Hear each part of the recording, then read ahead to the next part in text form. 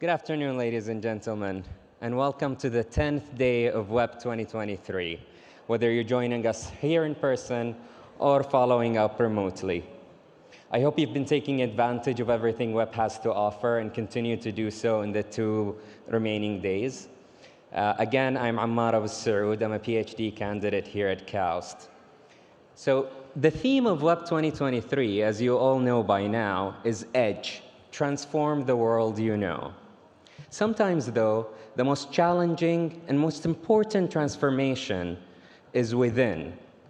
Real transformation can only occur if we are willing to look inside and push ourselves.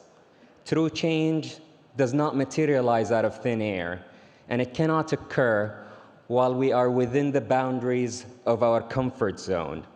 That's why we must push ourselves to the edge. We've been hearing the word edge throughout WEP.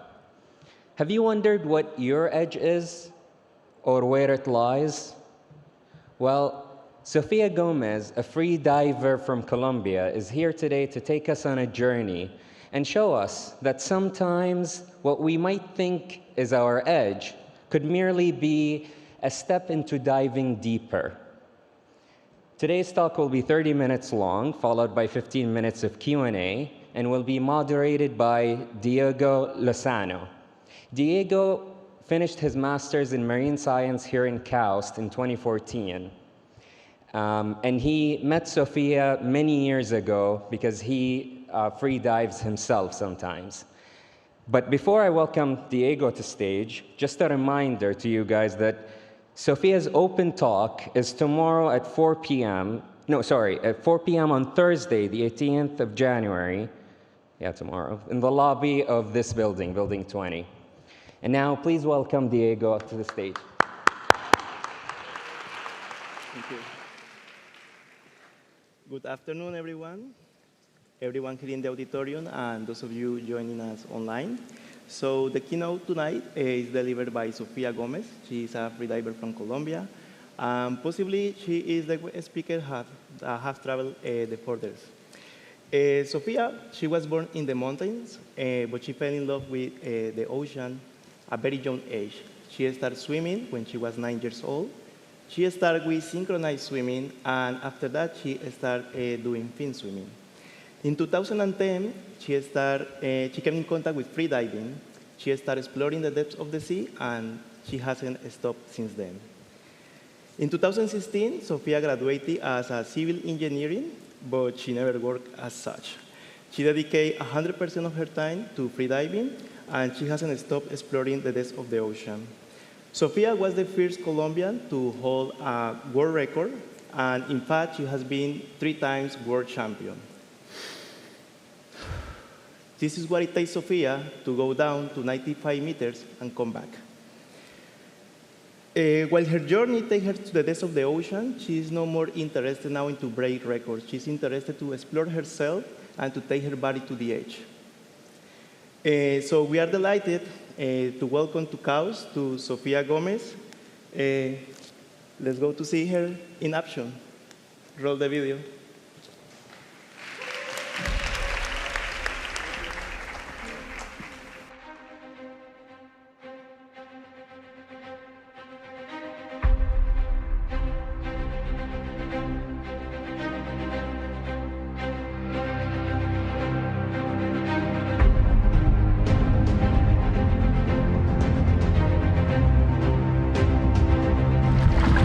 Sofia Gomez Uribe, Colombia. Constant weight, 5 fins, 84 meters. World record attempt. 3 minutes dive time.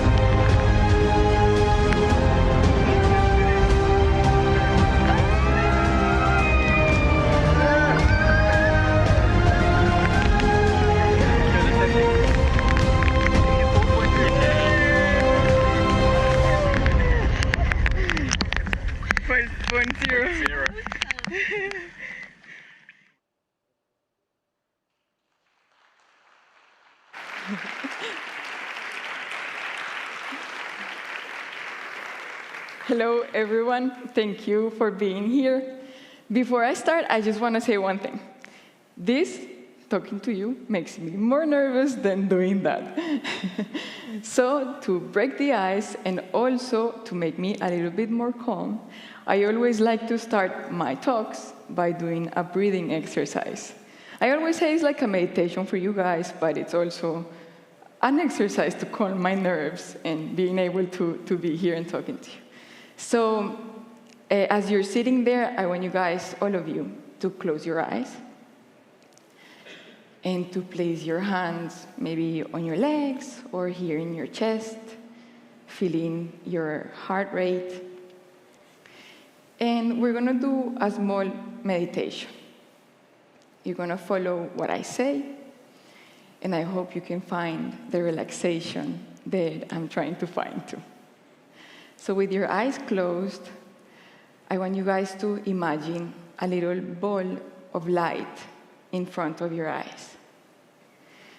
And I want you guys to be really conscious about the way you're breathing. Breathe in through your nose and out through your mouth. And we're going to take that little ball into a journey around your bodies. And every time that little ball goes somewhere, you're going to try to relax and feel how it takes away all the tension and all the worries you may have right now. And we're going to start moving it. It's going to go around your face and your head, go down to your neck and your left shoulder, move down through your left arm, go all the way down to your hand and every finger. Come back up through your left arm, to your left shoulder, across your chest to your right arm, and go down and relax your right arm, your right hand, and all of your fingers. Feel it coming back up, again to your chest, down your torso, filling your chest and your heart with a bright light and relaxation. Going down to your hips and down your left leg.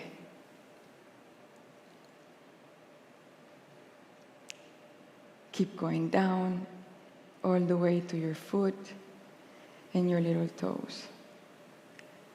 Feel as it fills your body with relaxation. Bring it back up through your leg, across to the other leg, to your right leg, and go down. All the way down to your right foot and your toes. And come back up to the back of your back, up to your neck, and back to your face.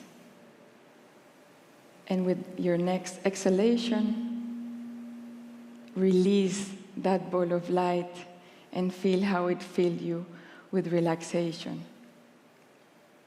Inhale and exhale. You can open your eyes now. I hope it helped you relax, and I hope you're not too sleepy right now. And now, after you're a little bit relaxed, and I'm a little bit relaxed too, I want to take you today to a dive deep into the ocean. And I want you to connect with what I'm telling you, and I want to answer a question that I get asked a lot, and is, what do you think when you are 80 or 90 meters deep down in the ocean? So let's start in the beginning, in breathing, because it's that simple, right? To hold your breath, you need to know how to breathe. And as freedivers, we master it so well that we can breathe in much more air than a normal person. So let's get ready. We have 5 minutes for our dive. In this moment, my mind starts racing. There's so many things I'm thinking of. And it's funny because freediving is an extreme sport. But when you think about extreme sports, you think about racing, adrenaline, crazy things. We, as freedivers, are exposing our bodies and ourselves to extreme environments, to a lot of pressure underwater, but we need to keep calm. And we need to have a slow heart rate, and we can't have so much adrenaline because that means a really fast heart rate and using a lot of oxygen. So in these 5 minutes before our dive, we try to relax as much as possible. A part of my mind is thinking about how much time I have left. 5 minutes, 4 minutes, 3 minutes. The other part of my mind is making sure everything is ready for my dive. I have my nose clip, my lanyard, I clip it to the line, I close my eyes, I start breathing. And the last part is making sure I don't overbreathe. So I count my breaths. I inhale in 5, 4, 3, 2, 1. Exhale in 10, 9, 8, 7, 6, 5, 4, 3, 2, 1. I have 2 minutes left. 1 minute 30. 1 minute 30 seconds. I get ready. I exhale one last time. And inhale. And that last inhale has to be full and complete. And after I inhale, I start packing more and more air. Each one of these packs means 1 second less to start holding my breath. Last pack. I am ready. I leave the surface of the water. And from the moment I leave the surface, my mind goes to another universe. Not only because I'm underwater and that itself is another universe for me, but I go to another universe of feeling and new sensations and thoughts. From the moment I leave the surface, I start repeating a mantra. 4 words that I use to focus on what I have to do right to make that dive perfect.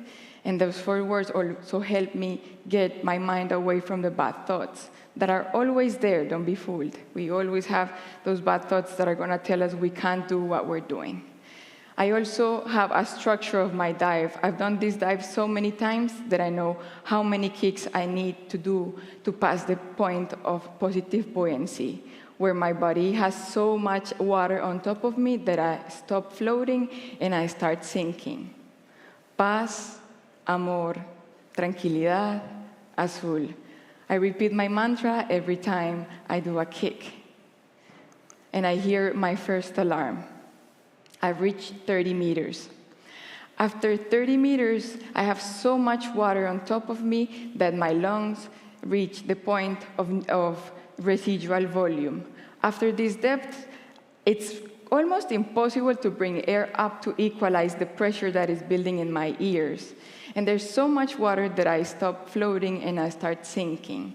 So right before I reach this point of residual volume, I have to charge a mouthfeel. Charge my cheeks, close my glottis, and use this air in my cheeks to equalize the pressure that is building up in my ears. If I lose this air, it means my ears will burst. And if I don't turn around before that, then my ears will burst. In this moment, up until this moment, the dive is completely physical. There's so many things I have to do perfect for me to be able to go down to the depths that I want to go. So I have a little time to think. But right now, I start free falling. I can stand still, and I will just be pulled by the water until I reach the bottom. And for me, this is the hardest part. There's nothing to do. I just have to equalize and relax. and my mind starts racing. And all of these bad thoughts start coming super hard on me. What are you doing? You can't do the dive. You're not going to be able to equalize. Why don't you quit? Well, back to the surface, you're really close. But my mantra keeps going strong. Paz, amor, tranquilidad, azul. Paz, amor, tranquilidad, azul. I keep going deeper and deeper. Keep free falling and keep enjoying the water. And it gets darker and darker. I reach 50 meters. At this point, I'm closer to the bottom than to the surface. So right now, my bad thoughts get a little bit less powerful. I mean, it's closer to go down to 90 meters, so why would I turn around? It makes no sense. But they're still there. You're not going to have enough air to equalize. What are you doing? You're not ready. Go back to the surface. And still my mantra, paz, amor, tranquilidad, azul. And while I'm thinking all of these things and doing everything I have to do to make this dive perfect, inside my body, there's also happening a lot of physiological changes that allow us to go that deep into the ocean and survive. For example, the mammalian reflex. That means that every time our faces touch the water, our heart rate goes slower and slower, dropping to 20 or 15 beats per minute. Also, the peripheral vasoconstriction, that means that the blood starts to gather in this area of our body and not in our extremities. And the blood shift that allows plasma to run freely around the organs so that our lungs don't collapse due to the pressure of the water. The water is getting darker and darker. There's nothing to look outside. It's time to look inside. Freediving is like a meditation. It's time to reflect. I am completely alone at this depth. So I have to trust myself deeply to be able to go down. Trust myself that I've trained enough and that I can make the dive happen. I keep going down, keep thinking, keep hearing my mantra, keep repeating it so that I am strong enough to go down. I reach my last alarm. I am 10 meters away from the bottom of that line that I set. In this moment, I hear that last alarm that takes me out of that universe that I'm in of relaxation and tells me that I have to get ready to turn around and to come back up. In this moment, I am a bit happy because for me, reaching the bottom means I already did it. I still have half of the way up to go. But for me, that's the hardest part of the dive. I reach the bottom, I grab my tag, which is the proof to the judges that I made my dive. I know it's crazy, right? You went all the way down and you have to grab a little piece of Velcro, or if you don't do that, then your dive doesn't count. But anyways, you have to do it. I pull the rope and I start swimming back up. There is no time to free fall anymore. If I don't kick, I will sink down again. And in this moment, my thoughts are not, you're not going to make it down. My thoughts are, you're not going to make it back up. You're so far away. There's nobody here with you. What are you going to do?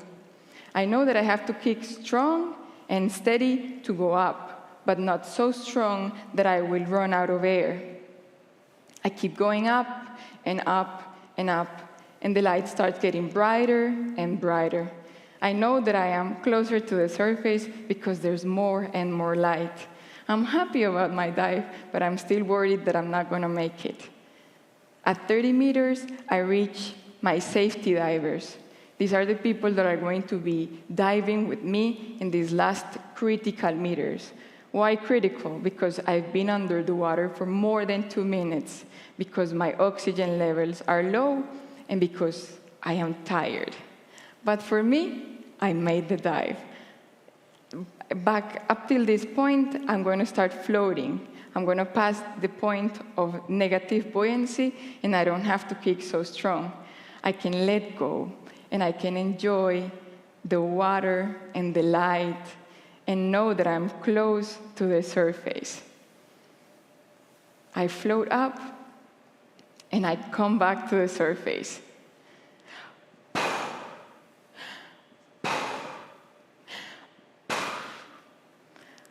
I breathe. Take my recovery breaths that are the most important breaths I'm going to take after the dive. Those breaths that are going to bring the oxygen back to my whole body that hasn't had any oxygen for more than 2 minutes. I take out my nose clip. I do the sign. I'm okay. I've done the dive.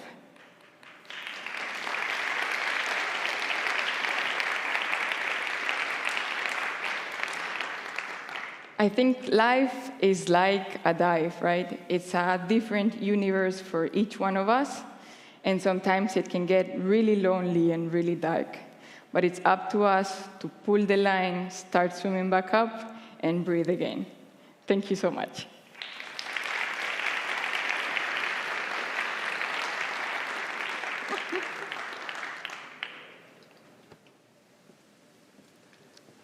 So thank you, Sofia. Very inspiring talk. So we have 2 microphones to each side of the room. We are going to open the mics for the audience. If you have any question related to freediving, to Sofia, her experience, world record, so go ahead. Feel free to start. Anyone? Hi, thank you very much for your talk. I wanted to ask, how did you get into freediving, and how long did it take you to get to the point where it's no longer someone fooling around while snorkeling who can get down to 10 meters, and how long did it get you to the bit where you were doing more professional stuff? So thank you so much for your question. I've been an athlete my whole life. So I started, as Diego was telling you, in synchronized swimming and then fin swimming. And in 2010, I discovered freediving. But before, I was just doing it in the pool. And then in 2016, I graduated from the university, and I decided that I really wanted to give freediving a chance. I told my parents the day I graduated, I haven't looked for a job. I'm actually going on a trip. And they were really disappointed, of course. But I told them, give me a year. If I'm not good at this, then I can be an engineer and work as an engineer. And from that moment, I think I decided that I wanted to be a professional freediver. I've been a professional athlete my whole life. That has been kind of my job. But I've never dedicated 100% of my time. In that moment, I knew it was going to be difficult, but it was a passion that I really wanted to pursue. And I think I made the right choice because I'm here. And it took me, I would say, about 2 or 3 years to get to a decent depth, to a professional depth, more than 80 meters. And it's been a long journey, I've been diving to between 95 and 97 meters for almost 3 years now since the pandemic. Sometimes it feels like it's getting really hard, but I think that you have to keep doing what you love with a lot of discipline, and you will move forward from that. Muchas gracias. Con gusto. Good evening. Thank you so much for taking us through the dive. Thank you. I enjoyed the video as well, and my question is, what is happening at the end of that video? You surface, and then he's counting, and why is he counting, and what's going on? Okay, so in freediving, it's not like in other sports, like a marathon, for example, that an athlete can cross the line and faint, and the marathon will still count. In freediving, we have to prove that we are in our 5 senses. So when we come back to the surface, we have to do a protocol. This protocol has changed since that because it was a little crazy.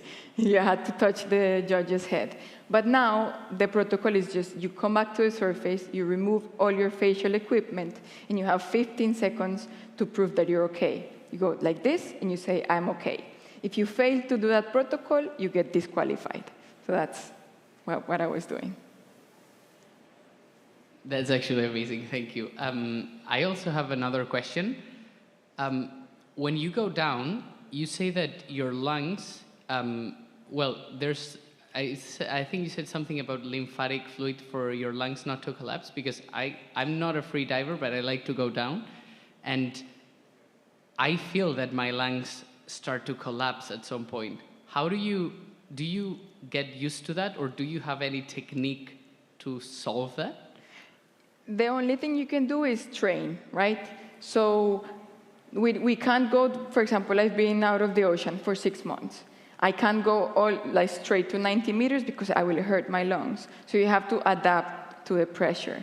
And we start with 10 meters, 20 meters, 30 meters, and get your body again used to that pressure, and then you can go deeper. Because if you don't, you can actually hurt your lungs. And we can have what we call a barotrauma or a squeeze. And a squeeze means that you can hurt your lungs, and you come back to the surface, and you can be, this is going to sound a little bit dramatic, but you can be coughing blood. So it's really important that you actually adapt your body to the pressure and that you don't take it faster than it should be. But it's all about how you feel and how you feel the pressure affecting your body. Thank you very much.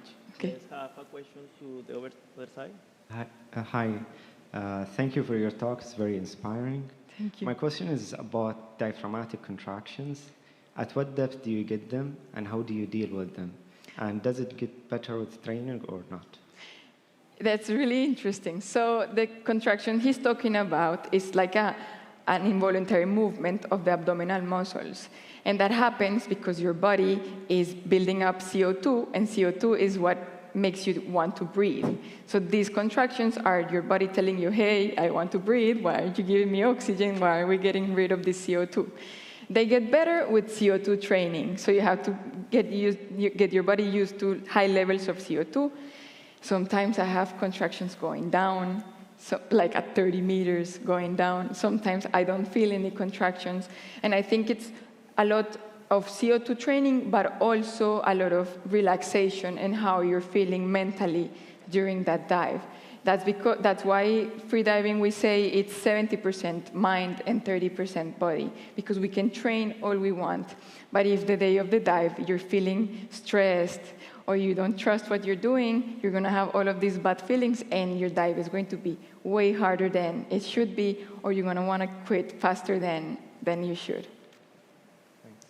You're welcome. Let's go back to the side of the room. Hey, Sofia. I'm a big fan, by the way. I am a free diver, so when I started my free diving and I started doing these breathing exercises, one thing that I faced is that I don't get any contractions. Lucky you. Some people think that it's a blessing, but for me there are no signs when I am, low in oxygen or I have very high CO2. So I actually had one blackout incident. I felt nothing at all. It suddenly happened.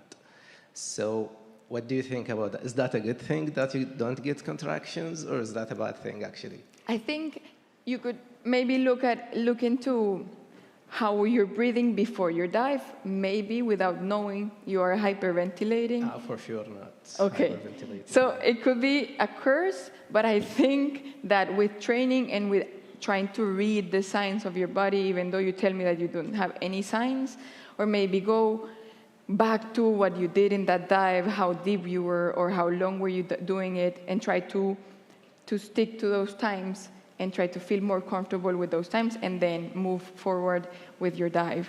I think that's because I do get contractions, and I think most of the divers get contractions. So I think it's a matter of training and going step by step to avoid having a blackout.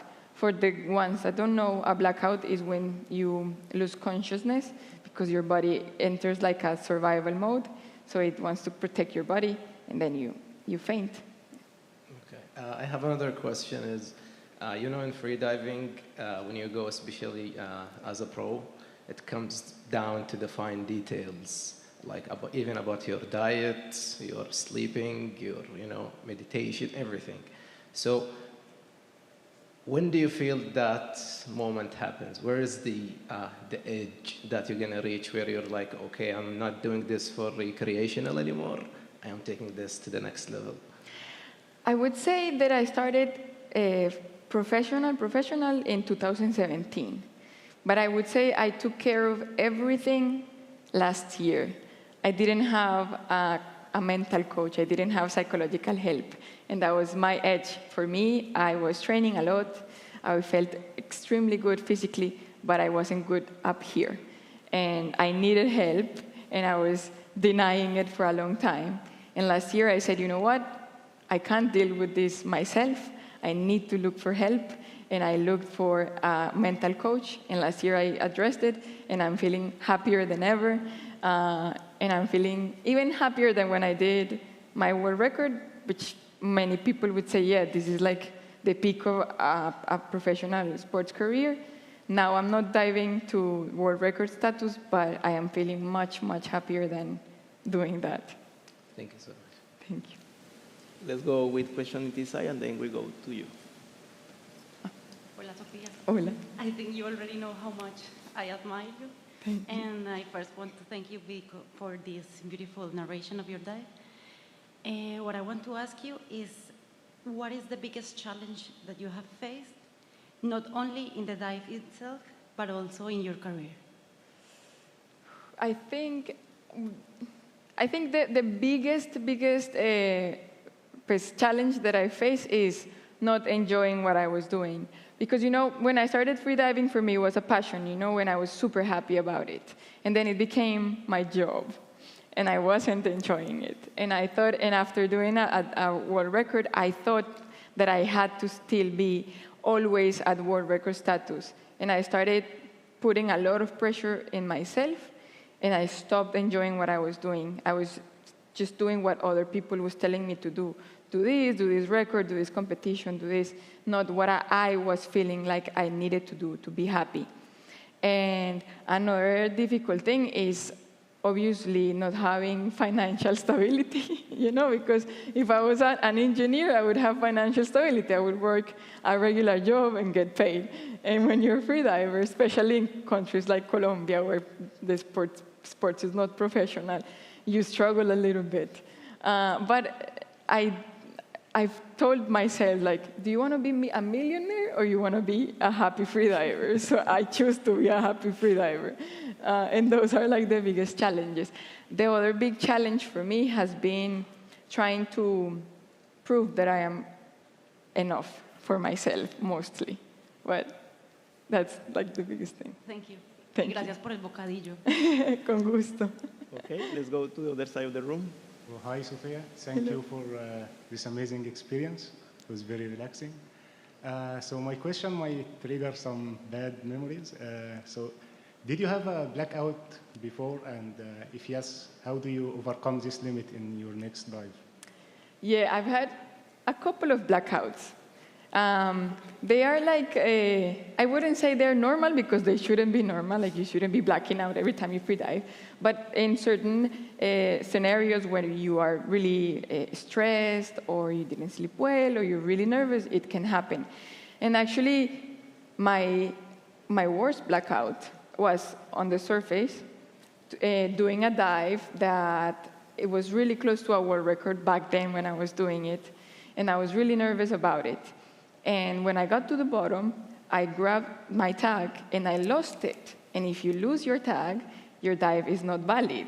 So I was like, I am not leaving here without my tag. So I grabbed another tag. And in those 5 seconds when that happened, my mind went crazy. And I thought that was going to be my last dive. I was like, I'm not getting out of here alive. So I started pulling the rope super fast, like crazy fast. And when I got to the surface, because I made it all the way back up, I blacked out.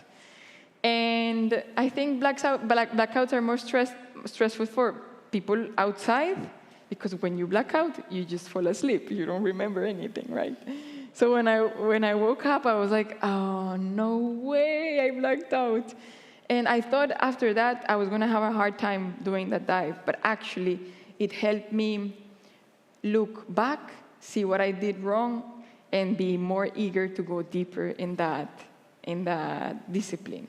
So I think this is like failures in life, you know? Sometimes you can take them and be like, you know what? I quit. I don't want to do this anymore. But I think failures in life are really important because they allow us to look back and see what we did wrong and what we can improve. And what we can improve, not everyone else. Because I could have blamed that in, I don't know, the organizer because they don't put the tags correctly or whatever. But I said, what did I do wrong? What can I do to go back to the depth and enjoy it and do the dive? Great, thank you. You're welcome. Okay, and one last question from the public. Hola, Sofia. Hola. It was an amazing talk. I am amazed about the depth that you reach. And I have actually two questions. One is about like what happens during the diving. Another is like related to a previous question. So the technical one is like after that you pass this buoyancy point, after that point, there is no one that can help you in case that you, like, something happened and you start to go down and down and you're not coming back. There is no one that can help you at that point, after that point. We are, so I don't know if you saw in the video that we're attached to the line with a lanyard. That's our safety line. And the big line has a counterballast. And we're monitored either by a camera. Now we have good technology, so we have a drone that is following us in some competitions because that is really expensive, so not everyone can pay for that. But it's called Dive-Eye. So it's a camera in real time that is following us, and the safeties can see what is happening. And if that's not in the competition, there's a sonar that it's also following us. So let's say I'm going down, and I'm taking longer than I should be taking, because you announce your dive time and all of that. If that happens, they will activate the counterballast, and the lanyard that you have attached to the rope will bring you back up, because there's a plate and you can't go past that. Or if you're coming back up, and all of a sudden you start going down again, the lanyard will bring you up again with the counterballast. But there's no divers with us down there, because actually having divers is more dangerous. Because if you go with tanks, you can't actually stay down for a long time. And you have to do security stops on the way up. So if somebody's down there and they try to bring you up, they have to bring you up really slow. So that's why there's nobody down there with us. That's crazy. And the other question is related to how do you manage to dedicate to sports? Like, in Latin America, it's quite hard, especially if you leave your studies, like what you did. So there's like some trick or there is something that you can recommend to people in Latin America, basically, that want to dedicate to this sport, or in other countries that, it's hard to dedicate to some of your passions, especially if it's related with art or sports. So. Well, I think that's a really tough question. The easy question would be find a sponsor, right? But I think the best way to answer your question is be a good storyteller. If you tell a good story, then people is going to want to follow you and share your story. And more people is going to be interested in hearing your story, and that way it's easier to get sponsors, for example. I am blessed that social media exists right now, because if social media didn't exist, I think I would be an engineer right now. So I can survive thanks to social media. And yeah, it's amazing because, freediving is a really niche sport. I think in Colombia, maybe, professional freedivers, maybe 5, okay? And people who practice it, maybe, 1,000. And it's really pretty. My journey has been really nice, because if I asked 5 or 6 years ago in a room in Colombia, how many people know what freediving is? Maybe 1 or 2 would raise their hands.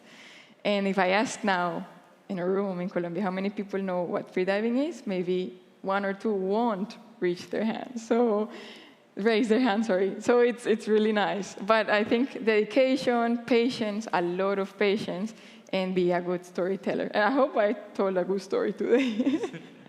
Gracias. Bueno. Okay, one last quick question.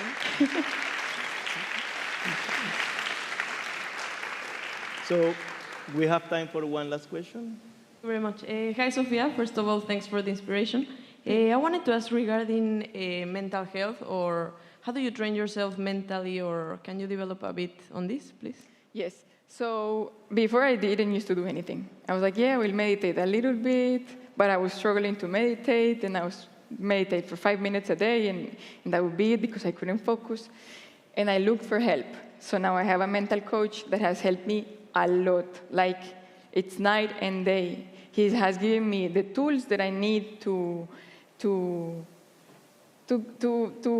challenge myself he has asked me questions that I didn't want to answer, and he has made me go to my edge mentally, you know?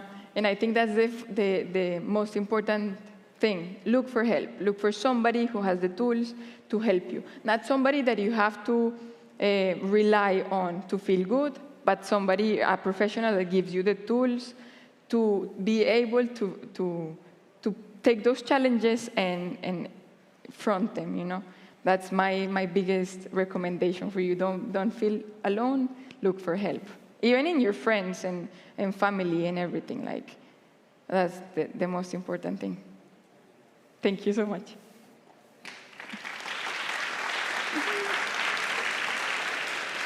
So, thank you everyone for coming today. Thank you, Sofia, for coming to KAUST, my alma mater. Hopefully you will visit us again, and WEP have a little present for you.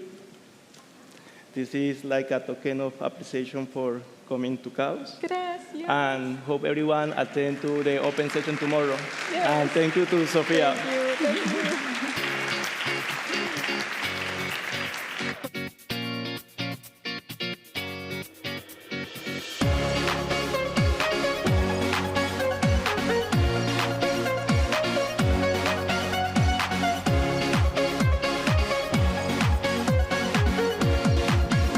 Step into the unknown and do something sometimes without knowing how the outcome will be.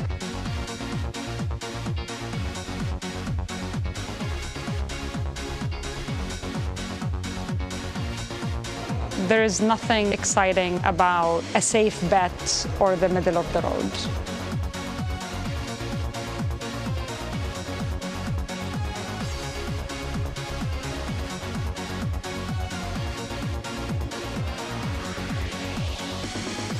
If you're not on the edge, you're taking up too much space.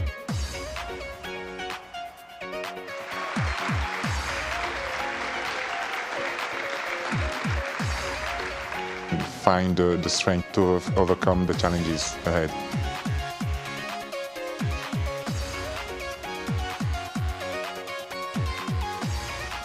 There's an incredible human being left for you to discover once you reach the edge.